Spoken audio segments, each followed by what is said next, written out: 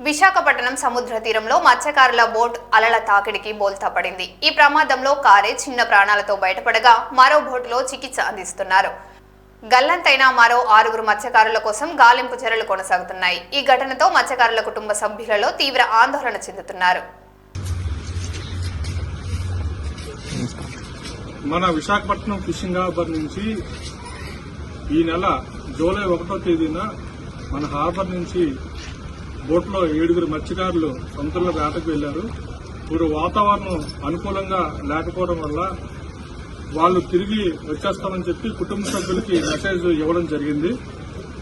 అయితే ఈ రోజు మధ్యాహ్నం 2 గంటల సమయంలో బోటు డ్రైవరు ప్లస్ ఓనర్ కూడా అతని పేరు కారి చిన్న, ఆయన వాళ్ళ ఫ్యామిలీకి ఫోన్ చేసి 3 గంటలకల్లా వచ్చేస్తామని చెప్పేసి మెసేజ్ అయితే ఆయన ఫోన్లో చెప్పారు.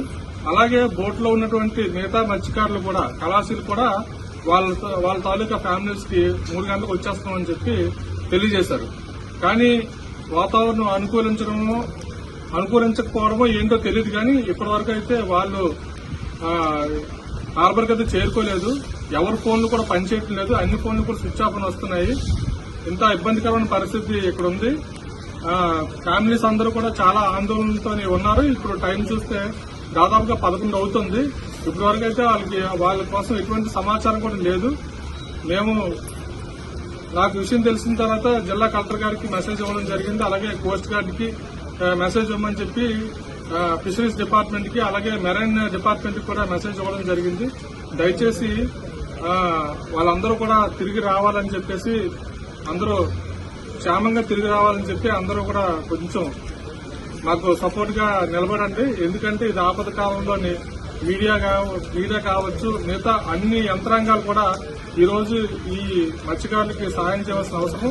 Boat number IND-AP MM-B583 boat number. ఈ బోట్ లోని 1వ తేదీన వేటకు వెళ్లారు.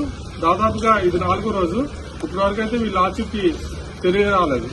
ఇది ఇక్కడున్న పరిస్థితి. వీళ్ళందరూ కూడా దీంట్లో 7 మత్స్యకారులు 6 మత్స్యకారులు ఒకే ఊరికి చెందిన వాళ్ళు. వీళ్ళందరూ కూడా విజయనగరం జిల్లా భోగాపురం మండలం ముక్కం గ్రామం చెందిన వాళ్ళు. ఒకతను మాత్రం భీమిలి మండలం సంబంధించి పెదనామిపాలెం గ్రామం